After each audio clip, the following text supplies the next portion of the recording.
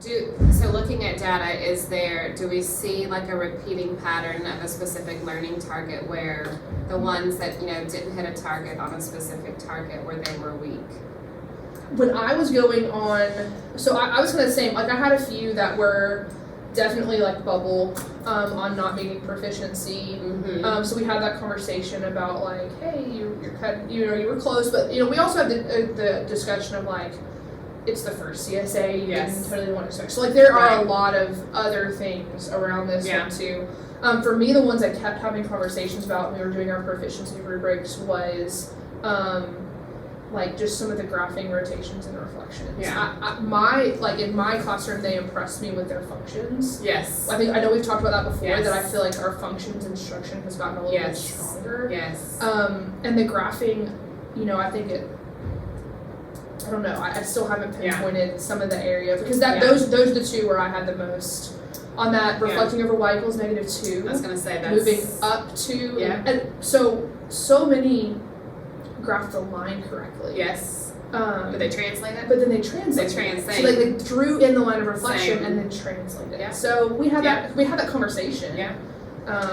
When I look at overall data, it was that, I think that learning target 5 is where I have the most, students that were not hitting their target, and it was because of that question that got so many of them had the line right and then translated it. Yeah. And they told me it's because the line's passing through the pre-image, and I wasn't sure what to do, and then we covered those. I showed them those, anyway, so those were great conversations though, and I had them redo them to fix them so that they could see how the figure was moving. And then the other issue I had was a couple didn't hit it on the function rules for reflections and rotations, but it's because they knew to swap, but they put the negative with the wrong variable, sort of a thing. Right. So, but for the most part, it was the reflections that got them, which is funny because we always felt like rotations were going to be the hardest for them, and they do so well on rotations, which I assume is because